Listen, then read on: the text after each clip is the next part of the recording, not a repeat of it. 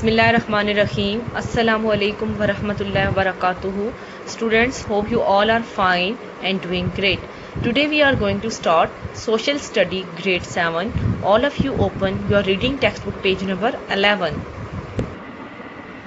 Page 11, lesson number 2, denudation.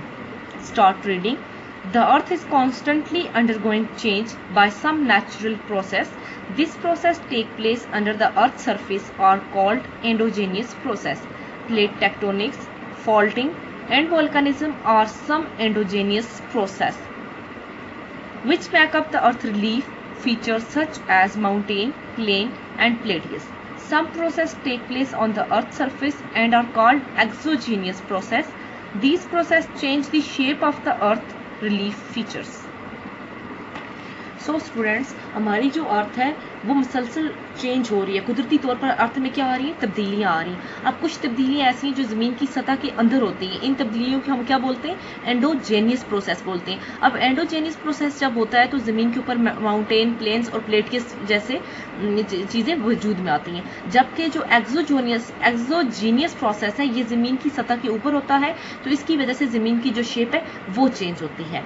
Second is denudation.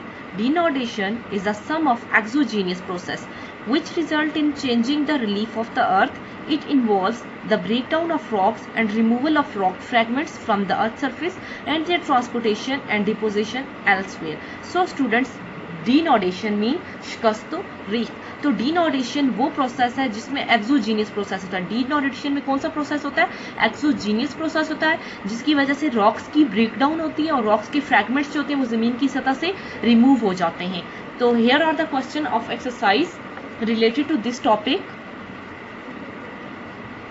Answer the following question. Define denudation.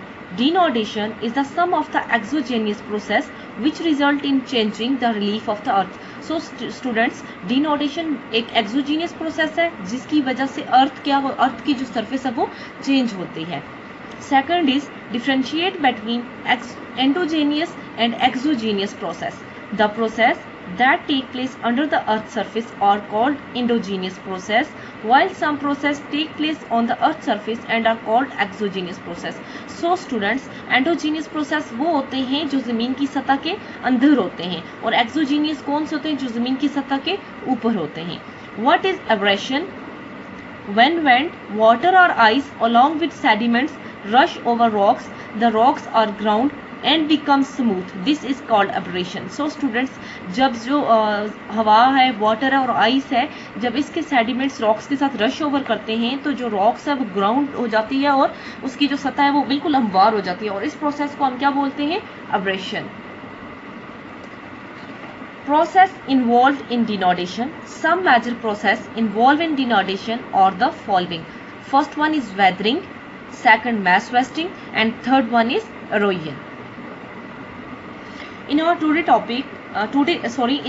lecture, we are discuss about weathering and its different types. So first of all, we will discuss what is weathering. The breakdown of rocks into smaller fragment is called weathering. Different element of weather such as temperature, precipitation, humidity and air pressure vastly impact this process. That is why it is called weathering. So students, सबसे पहले हमें पता होना चाहिए कि weathering क्या है. weathering क्या है? चट्टानों की सतह पर कुदरती अनासर का अमल जिसकी वजह से उनकी शक्ल, रंग और साख्त में तब्दीली आती है. तो breakdown of rocks into smaller fragments mean rocks क्या होते हैं? छोटे छोटे टुकड़ों में तकसीम होते हैं. उस प्रोसेस को हम क्या कहते हैं?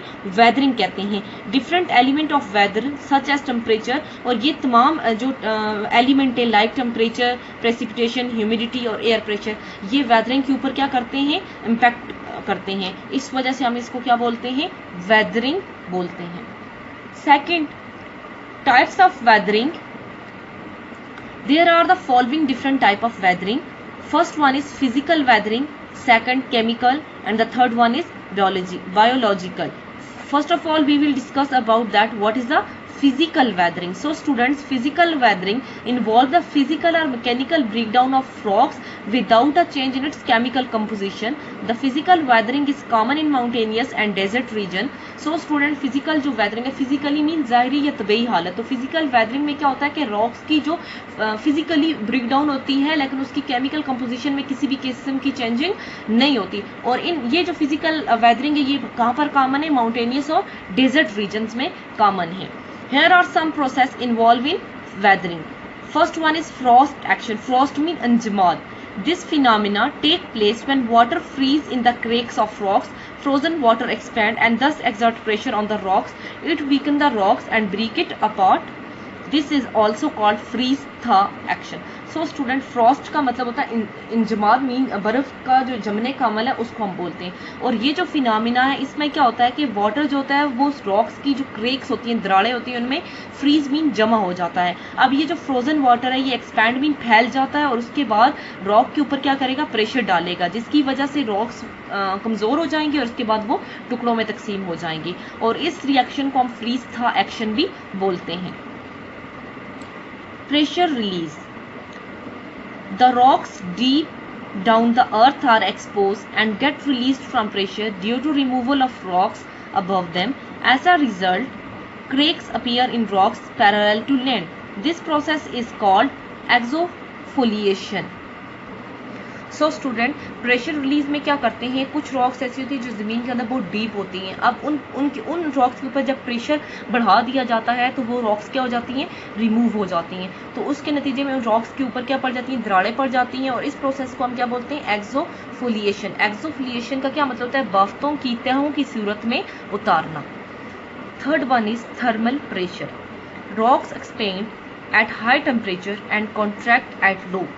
This phenomena creates stress in rocks called thermal pressure, resulting in cracking or breaking of rocks. So student, thermal pressure में क्या होता है कि rocks क्या होती हैं, अगर रॉक्स को हम हाई टेम्परेचर देते हैं तो रॉक्स एक्सपैंड यानी फैल जाएंगी, लेकिन अगर हम टेम्परेचर कम रखेंगे तो रॉक्स जो है वो क्या हो जाएंगी?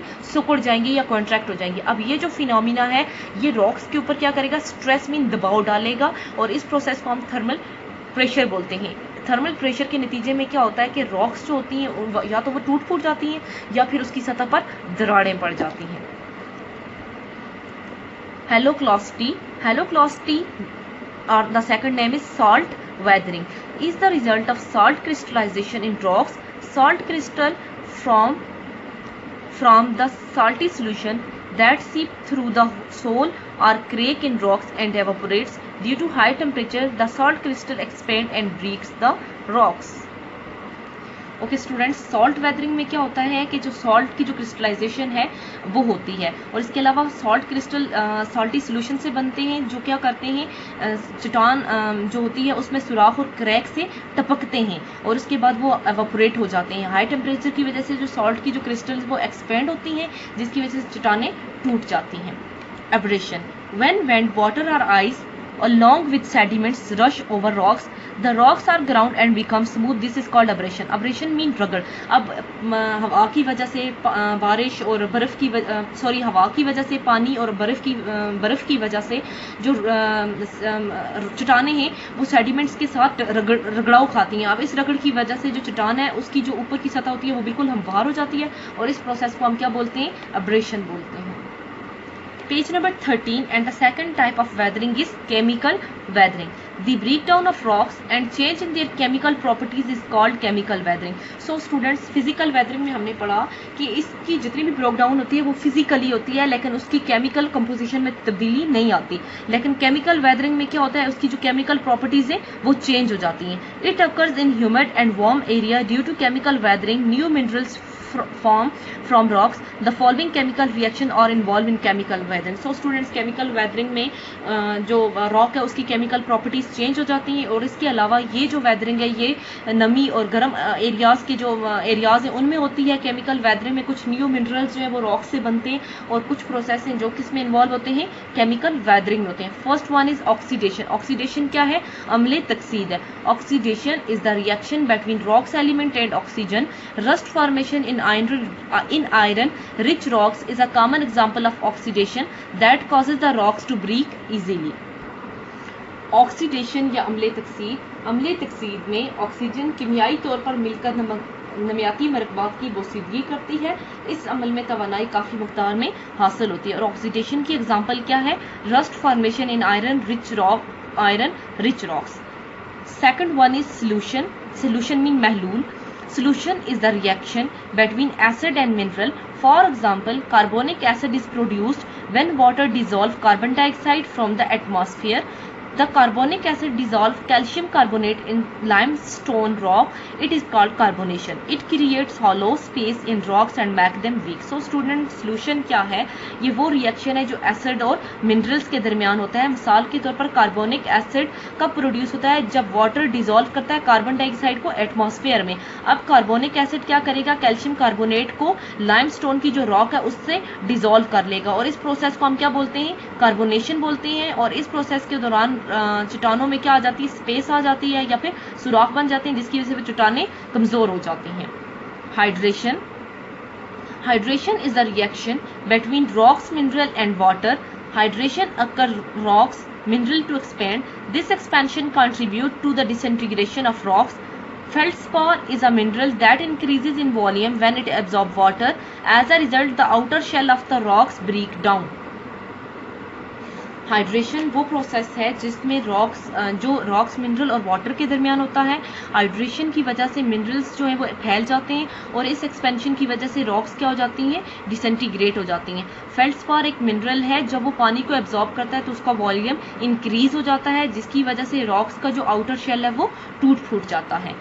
Third type is biological weathering. Biological weathering involves the role of living organisms such as plant and animal. So students, biological weathering, bio का मतलब क्या होता है? जिंदगी। तो biological weathering में वो organisms include है जो कि living हैं, just like plants and animal. First of all, plant growth. The root of plant exert pressure on rocks as they grow deep in the crack of the rocks. As a result, the crack widen up and break the rocks apart. So students, सबसे पहले क्या होगा? Plant growth होगी। जैसे जब हम जमीन में प्लांट को ग्रो करते हैं तो प्लांट्स की जो रूट होंगी वो रॉक्स के ऊपर अपना प्रेशर बढ़ाएंगी, तो उसकी वजह से रॉक्स में क्या आ जाएंगी? दरारें आ जाएंगी, तो जिसकी वजह से रॉक्स वाइडन अप हो जाएगी और रॉक्स के जो टुकड़े हैं वो आपस से अलग हो जाएंगे। Animal and plant decay. When animal and plant die, their bodies rot or decay over time. The decay matter produce carbon dioxide and carbonic acid that lead to the decomposition of rocks. So students, animals और plant decay में क्या होता है? Animal and plant decay mean जब पौधे और जानवर मर जाते हैं। जब प्लांट और एनिमल मर जाएंगे तो उनकी जो बॉडीज हैं वो किसी भी चट्टान के ऊपर काफ़ी टाइम तक पड़ी रहती हैं। अब ये बॉडीज, डेड बॉडीज क्या करेंगी? कार्बन डाइऑक्साइड और कार्बोनिक एसिड को प्रोड्यूस करेंगी। अब ये कार्बोनिक एसिड और कार्बन डाइऑक्साइड क्या करेंगे? उन रॉक्स की डीकम्पोजिशन करेंगे। डीकम्पोजिशन का मतलब क्या होता है? अज्जा अलहदा करने का अमल। बोरिंग, घोंसला बनाना। Some animal like rodents, termites, rat, ants and earthworm make burrow in the ground. It result in weakening and break up of rocks. So students, कुछ animal just like rodents mean कुतर कर खाने वाले जानवर, termite, दीमक, rate, चूहे और चींटियाँ, ये तमाम चीज़ें ये तमाम जितने भी एनिमल्स हैं ये क्या करते हैं? घोंसले बनाते हैं ज़मीन की तह में और इसकी वजह से रॉक्स जो होती हैं वो वीक हो जाती हैं और उसके बाद वो टूट फूट का शिकार होती हैं। Exercise question, What factor are involved in biological weathering? So students, biological weathering के बारे में हमने अभी पढ़ा, तो वो कौन कौन से फैक्टर्स हैं जो biological weathering में इन्वॉल्व होते हैं? Biological weathering involve the role of living organisms such as plants and animal. तो biological weathering में कौन से organisms जो हैं वो इन्वॉल्व होते हैं? प्लांट और एनिमल इन्वॉल्व होते हैं। Long question, it's a first long question. How does physical weathering take place? अभी हमने फिजिकल वेदरिंग के बारे में कंप्लीटली पढ़ा है कि फिजिकल वेदरिंग कैसे होती है। Physical weathering involve the physical और mechanical breakdown of rocks without a change in its chemical composition. So students, physical weathering में क्या होता है कि रॉक्स जो होती हैं वो फिजिकली या मैकेनिकली ब्रेकडाउन होती हैं, लेकिन उनकी जो केमिकल कंपोजिशन है उसमें किसी भी किस्म की तब्दीली नहीं आती। Here are following process involve in physical weathering. First of all, we will discuss about frost action.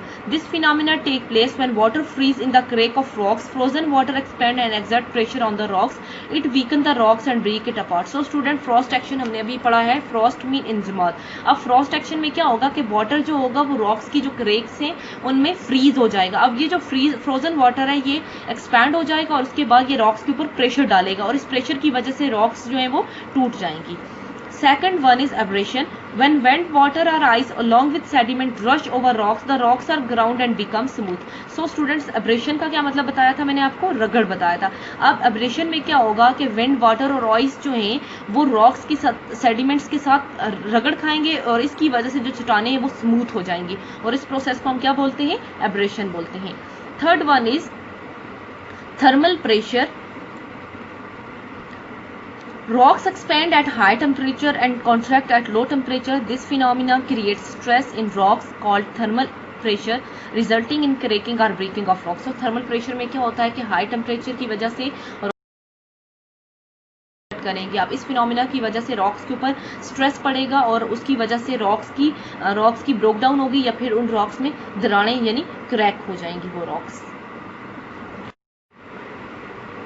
So student, today we have learnt about denudation and the process involved in denudation.